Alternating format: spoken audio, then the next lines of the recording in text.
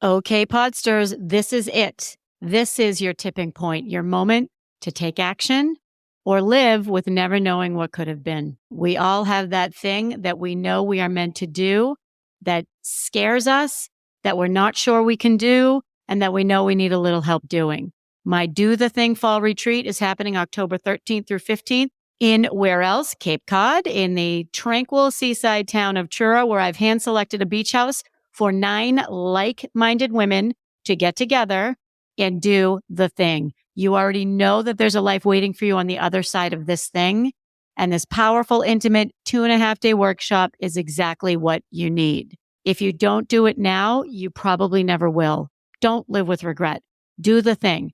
Click the link, fill out the very brief application. Let's hop on a call because I want to make sure it's the right fit for you. Together, let's do the thing. Happy anniversary! Happy anniversary, Nance. Podsters, we are coming up on our 1-year anniversary. Can you believe it, Beth? 1 year. I can't believe it. That was fast. Not only was that fast, we have released an episode every week for a year. That's amazing, with the exception of like a couple holiday weeks, but that's amazing. It's a big year.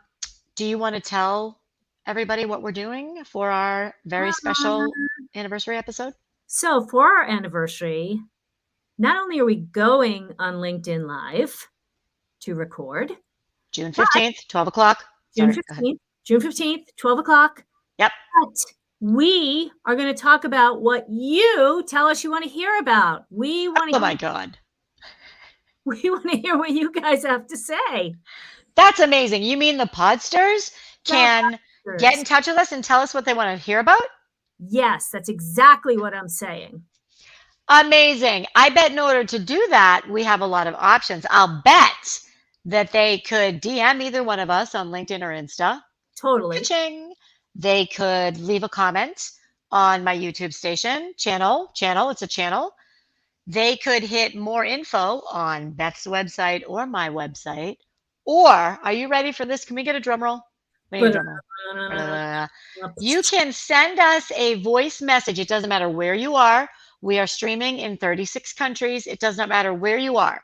If you are listening on Apple, you can go to the information about the podcast, click on episode website. It will bring you out to our episode website. And there you can send a voice message and it will get to us and we will hear your voices, which we love nothing more. So let us know what you want to hear. What else you got, Beth?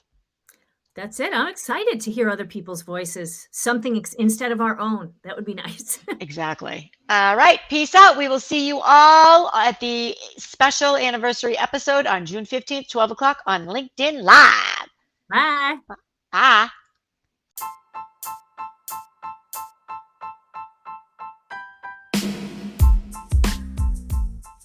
Welcome to Unmute Yourself, the podcast.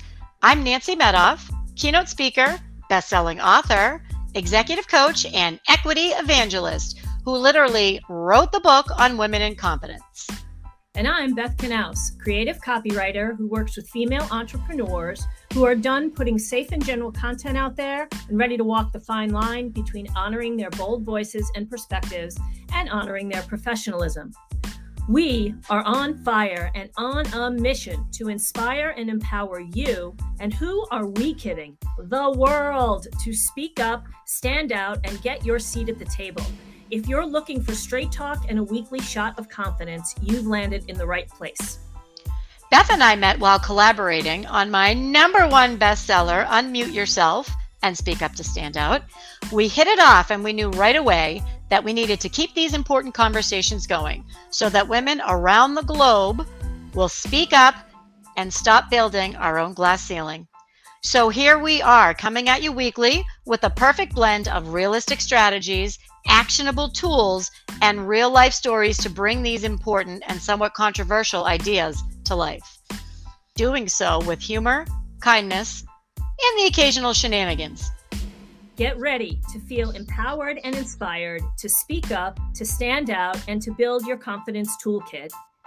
Note to men or women who are not working in a professional capacity, we see you too, and we promise you the conversations here will inspire you as well. So buckle up, folks, because here we go.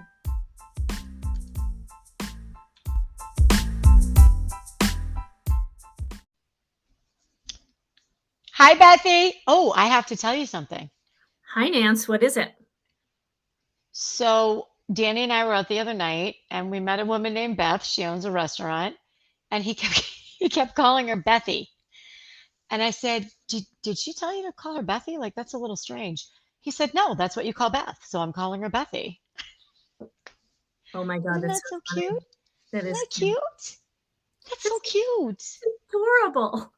He said, but I know you don't. I know that she thought it was Beth Lee, but really it's Beth E. So I think that's really cute. That is funny. Hello, Podsters. Hello, everyone. Hello. How's my sound? Is this the first day that my sound's back? Is this our first? Yeah, is our first? Good. Great. Good. Thank goodness. It was painful for me to listen to it, and I love listening to our podcasts.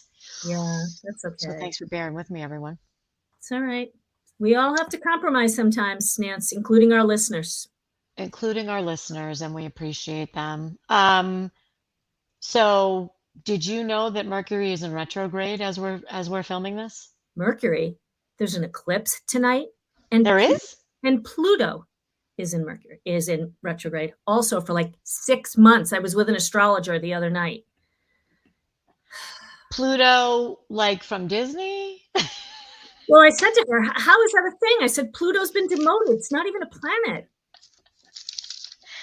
That's awesome. You didn't get my joke. Pluto? Yes, Pluto, like Disney, the doggy from Disney. You got it. You just didn't think it was funny. Well, I'm out of those years, and you're probably in them with your little AV boo-boo. That's right. So yeah, it's going to be a wild ride, folks. We have everything happening, and we are fired up. Absolutely. I mean, how long was that message I left you earlier today, Beth? Wow. Yeah, Nancy left me a message, and she was like, I had to leave it in increments. Yeah, she left it in increments, and it was just a lot for me to process. Yes, it was. I wanted to very thoughtfully and intentionally answer because it was a loaded gun. And she was like, hello, where are you? And I was like, so this was 17 minutes of recording broken up into like 2-minute increments. Yeah. So, but we're not going to talk about that today. This will show up in another episode. Right. That I can assure you. Today we're done. This is great. So today's topic came out of a podcast episode that we had where Beth said something and it stuck with me, and it stuck with me so much I wrote it down. This was a long time ago. Yeah. A long time ago. And do you want to tell them what you said? Yes. So I think that one of the things that people really struggle to accept is that you are not responsible for the actions of someone else, not for their choices, their decisions, their actions, their behaviors. And mainly, you're not responsible because it's out of your control. But sometimes when we're attached to a certain person, we think that people will judge us based on the other person's behavior. And I'm not going to say that doesn't happen. It does. But then that's that person's issue. It's not your issue. Right. And is it your issue do you think it's your issue by default? So I want to put a pin in that, because what I wrote down when Beth first said this months ago, she said, I'm not responsible for that. That's all she said. I'm not responsible for that. 4 words. Mm-hmm. And they really, really, really stuck with me, because I think if we can get to the point, and she said it with confidence and she said it with clarity, and I knew she believed it. If we can get to the point where we truly believe and can step into, I am not responsible for that. Think about how much stress, time, anxiety, guilt, frustration, all of those negative feelings, poof, bye-bye. Yep. Bye-bye. Absolutely. Bye-bye. Yep. All right. So great. That's it. No, I'm only kidding. So, That's so right. how did you get to, because you said it clearly, calmly, kindly, you said it clearly and calmly, like there was no emotion, there was no animosity. So how do you think you got to that place where you could say this was a loaded situation, it was about a family member, and she said, well, I'm not responsible for that. That was Right. it, end of a conversation. So how do you think you got there? I think that I was blessed to have somebody who taught me that skill early on, and everybody's heard me talk about my dad before. And um, short story, long story short, my dad was sober, my mom was not, and there was some really difficult behavior going on in my home. And I was probably fairly young when I learned this. I don't know, 10, 11, definitely before adolescence, because of course then I could use it, as an adolescent. I'm not responsible for that, which Right. is great. And he taught me that, although maybe you're embarrassed when somebody does something, or, like my mother's behavior could be quite embarrassing if we were out in a public place. And I'm not responsible for that, right? She was making choices that put her in that place. And I wasn't responsible. And so I never really had that guilt. I think a lot of people can end up feeling guilty in a situation like that because then, now I'm going to go a little deeper. I think there are people in that situation that if they are not aware of that, not only do they feel responsible, then they feel responsible for fixing that person so they can stop the behavior. I And am nodding vehemently over here. Yes. yes. Yes. So, It's when yeah. yeah.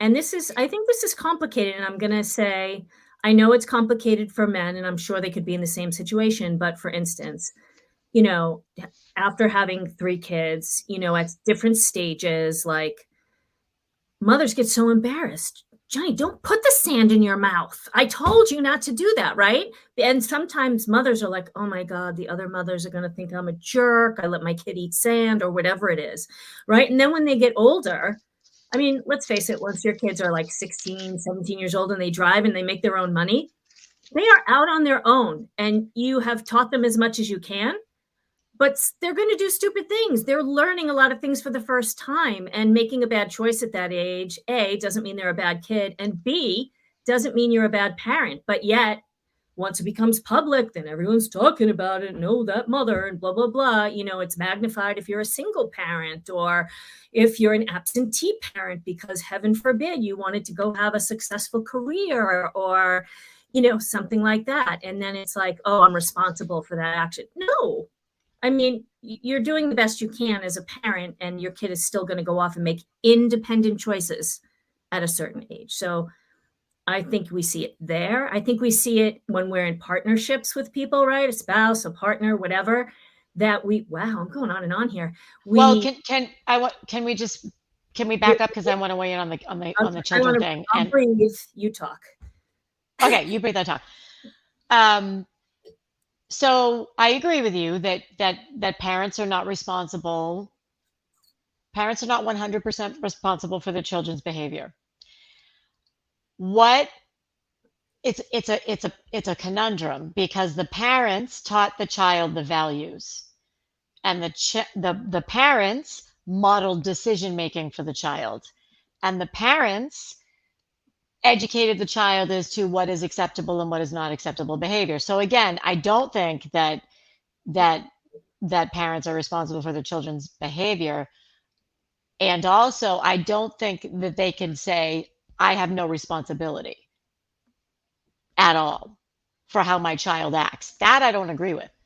Okay, so then let me be more specific. I'm not talking about somebody who is disrespectful or someone who has no manners, or I'm not even going to say work ethic, because I've known parents who work very hard and instill that. And then sometimes you don't always see it in the way that you have the expectation to see in your child. Right. However, if your kid goes out, beats the crap out of somebody, yeah, I think that you might want to look at that, because yes, maybe they've seen something like that at home, or maybe they have heard you talk, about somebody in a way like, God, I'm going to punch them in the face or whatever, things we all say. But I think there are things like, for instance, kids get a driver's license and they're not supposed to drive with other people in the car for 6 months. Come on. They're all doing it. And you can say to them, you can't do it. Don't do it. Blah, blah, blah. They're going to go out and do it. They're either going to get caught or they're not. And if they get caught, it was their choice. And then I think it's the parent's job. I don't want to get off topic, to then handle the situation at that point. Well, you chose to do this thing. It was a law. You broke it. You drove our car. Here's the consequence. Then it's Right. There's the aftermath too, which is what you're talking about, is that some parents would say, oh, that's a stupid rule. Go out and do what you want. And that's fine. Hey, it's your kid in your car and whatever. I'm not judging anybody because I get it. It was a crazy law. It is a crazy law, but necessary. So I think specifically if people go out and make bad choices because it's their first time, or they're pressured by their friends, or they saw some crazy make this bomb in your 7-Up bottle with Mentos or something, and they go out and do it and somebody gets shot in the eye. Like, I don't think that is necessarily, and yeah, you're legally responsible. You're legally responsible to a certain age, but I think if they go out and do stupid things, sometimes you're not responsible. You can only control so much. Yeah, I mean, it's a good point because again, I think there is some responsibility. I get what you're saying. Then I think about, so your partner, right? Let's say your partner always says inappropriate things when the subject comes up. Let's say it's pink boots. Okay. Anytime pink boots comes up, your partner gets activated and says something off the wall and completely inappropriate. Mm-hmm. You're not responsible for that behavior, right? No. But you feel like you are because you're embarrassed by the behavior, Mm-hmm. even though it wasn't your behavior. Right. So you're embarrassed by default because of the way they're acting. And then because you're embarrassed by the behavior and because you feel responsible for the behavior, you try to change the behavior for which you are not responsible. Yes, agreed. And I think especially as a partner, it's tricky, right? Because you're seen as a unit. You're not necessarily seen as separate individuals. You're seen as a unit. And I think that's where it gets maybe a little convoluted for people. But then you have to ask yourself, is it hurtful behavior or is it harmless behavior? And it's harmless behavior that you just don't like and it makes you uncomfortable. Then sometimes we have to, right, accept or compromise or maybe lower our expectations of the other person, because if that's who they are and they think it's funny to do that, out in a public place, in a restaurant with your friends, and they're going to go nuts with their pink boots, then I really like that choice. I really like the way you said that. Is it harmless and it makes you uncomfortable and you don't like it? Mm-hmm. Right. Right. So then why do I get to impose my will and how I think someone should behave on them? I'm not responsible for that. Right. Yeah, that's Right. interesting. It's very freeing. It's very freeing. Yeah. Let's talk about work, because oftentimes when I was leading a team, this is interesting. So I would feel responsible for their results. I was the team leader. It was my job to motivate the team. And if we didn't make our numbers, which actually only happened once in a 25-year career, but if they didn't make their numbers, it was on me. I was responsible. No, technically they were responsible, but I was responsible. Mm-hmm. So that's a little bit of a different conundrum. You're right. You're right. So what do you do about that? Well, first of all, can we just stop for a moment, because I just used conundrum twice in one podcast episode. I mean, do I get bonus points for that, or? Totally. That's an excellent word. Conundrum. Okay. Conundrum. I hope I used it right.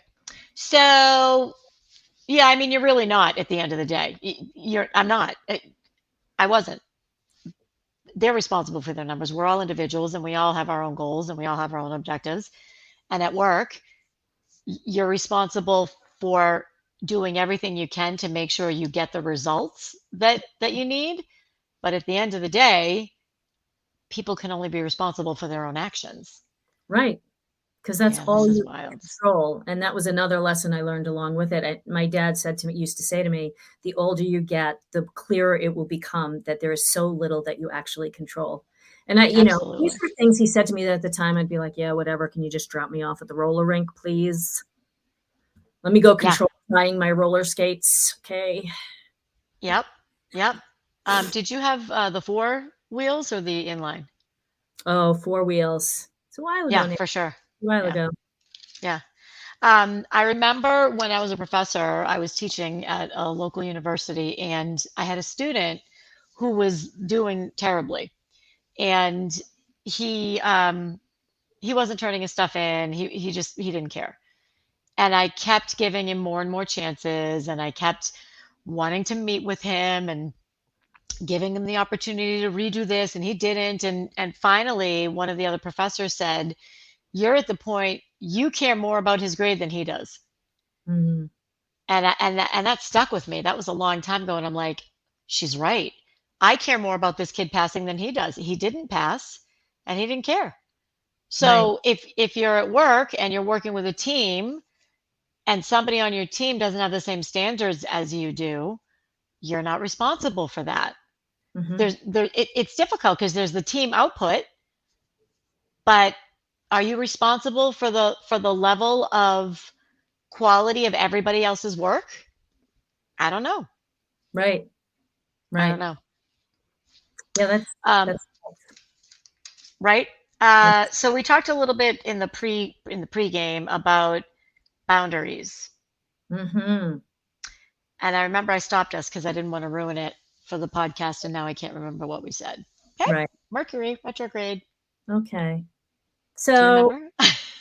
I do. I feel like, there's a lot of people who will say, I want to set X boundary. I want to tell so and so that this is uncomfortable for me because XYZ. And I'm not doing it because I'm afraid they'll get mad. I don't want them to be upset. I don't. And the answer is, you can't control their reaction. If it's a reactive person, you can't, well, you can, but you really shouldn't take that reaction personally. They're reactive. If you're going to tell them they can only have a certain flavor of ice cream, they're going to react, right? They're going to react to everything. So, a lot of people need to react first, go and process, and then come back. Some people can process right in the moment. It depends on who you're talking to. But at the end of the day, if you know your self-worth and your value, and you believe in the power of setting a boundary or speaking your dissatisfaction with something, it shouldn't matter to you because you're carrying this thing around. You're carrying it around, it's eating at you, and it feels safer to you than to actually have the conversation with someone. So I think that's a real struggle. I know what it was that we said, Nance. I think when we have these difficult conversations and we set these boundaries, we're looking for a reward because that part is already hard. It's already hard. And then it's unsafe. We feel unsafe when we're thinking, I'm going to set this boundary and somebody's not going to react the way I want. And they're going to get angry at me, or they're going to end our relationship, or, they're going to be confrontational. I don't want to deal with that. I'd rather suffer in silence. To me, the reward is the boundary. The reward is that you get to be treated how you need to be treated, or you get to live how you need to live. There's a famous expression, well, it's famous in the boundary world. By the way, speaking of boundaries, everyone, we are going to have a boundary coach on, and we're going to interview her. And that's going to air on May 23rd. So if you're at your desk, which many of you are, by the way, many people watch us on their laptops. Nice. Yep. So May 23rd, put a little note. That's when we're going to air the boundary bonanza with a boundary coach. But what I wanted to say is an expression that how others react to my boundary is none of my business. Right. So it's not. You're not responsible for how they act. You're not responsible for how people feel about you. I mean, you want to be a good person and live a good life. Right. Um, I think it's interesting. I'm trying to figure out why that phrase resonated with me so much. And that's something that I don't know. I can't put my finger on it. I can't Yeah. put my finger on it. Yeah. But it is, like Uh, you said earlier, it's very freeing to let that go. yeah. So for our podsters, here's the question. Here's the call to action. What is it in your life or in your circle or in your day to day or in your family that you can say, I am not responsible for that, and you think it will improve your life? What do you think, Beth? I think that's an excellent CTA. That's a great CTA. Yes. Let us know. Let Yes. us know. Because, Podsters, we have a lot coming up. We do. The most exciting thing, no offense to either of our programs, we're both going to talk about a program we have coming up, is that we are coming up on our 1 year Unmute Yourself, the podcast anniversary episode. Woohoo! Are we gonna have champagne? Well, not only are we going to have champagne, my friend Miranda suggested that we do it live in a studio. Nice. Like, Nice. invite people. Yes. Oh, live in a studio? Yeah. Like in a space somewhere. Can I say like again? Yeah. I don't know. It's just something to consider. Wow. Beth Wow. needs to process that. So we're either going to do it live in a studio, which I think would be a little difficult to facilitate, or we are going to do a LinkedIn Live. And that LinkedIn Live will be June 15th for our anniversary episode. June 15th. So let's just say this. Let's manifest this, Nance. Yeah. Anybody in our audience who is local and knows anyone with a studio who would be interested in having us and maybe interviewing us or just facilitating the podcast that day, please put us in touch.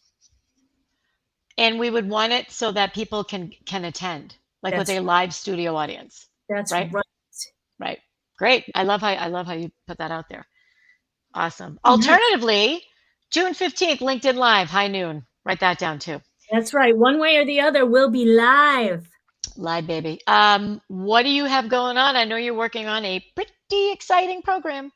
I am so excited about this program. So anyone who follows me on social media, you'll know in the past few months, I've had some new headshots, and I love, love, love these photos that this photographer, Kim Conant, took for me. And so we have been brainstorming for a while about having a workshop day for getting your personal brand together. It's called The Brand of You.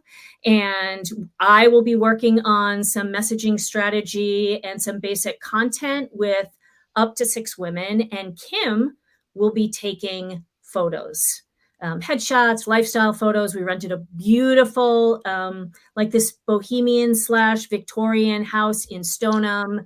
Oh, fun. Going to be good lunch, some light breakfast, and that's great. A great idea. Yeah. Charcuterie and bubbled beverages at the end. What's the date on that? That is June 6th. Okay. So you attend and you walk out with new photos and new brand messaging, personal brand messaging. And if you sign up by June 10th, you get 5 extra photos from Kim. You get a 30-minute private session with me to start your focusing and clarity based on your questionnaire. You're going to get a questionnaire, a brand guide. You're going to be ready when you get there that day to really brainstorm, get your stuff together. Plus, how many of us have pictures where it shows us working with someone else? It's rare. Yeah. We have individual pictures. So we'll be with each other. It's going to be great. Love it. By May 10th. They have to sign up by May 10th. If they want the early bird. Right. So Podsters, I want to clarify. I think Beth was so excited. She said June 10th. So it's May 10th. Thank you. The event is June 6th. Yes. Thank you, Nancy. Okay. You're right. I'm so excited. And all anybody needs to do is click on the link in the show notes. Yes. Woohoo. All right. You, Nance, what about you? So for me, I hesitated if I was going to talk about it. So I am about to close out my private one-on-one, my 2-month coaching program, taking some time off towards the end of May. So I have one spot left for that. But I am going to do a 2.5-day retreat on the Outer Cape in October.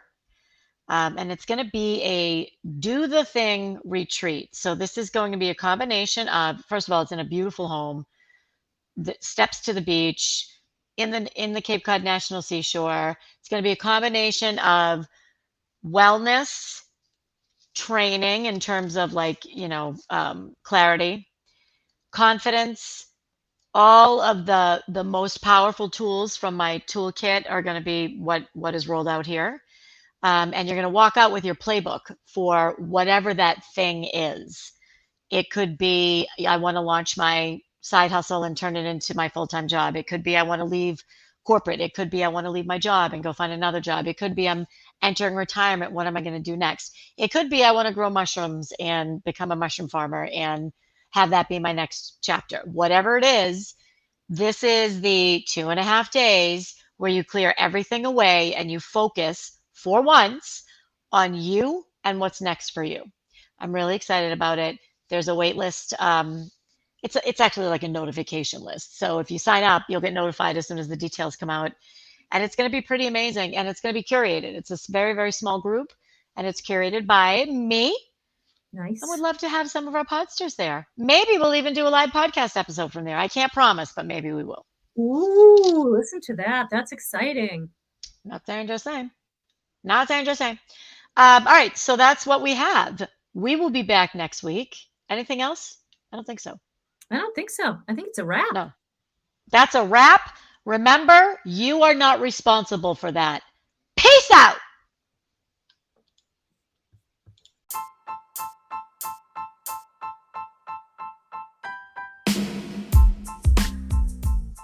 That's a wrap, Podsters. If you were thinking of someone as you were listening to this, share it. If you nodded along and even shouted out a couple of yes, leave us a review. Please, please, please. If you want to make sure you don't miss next week's episode, hit that follow button. And you can find us everywhere. And if you would like to learn more about us and exactly what we do, take a look in the show notes for our deets. See you next week. Podsters.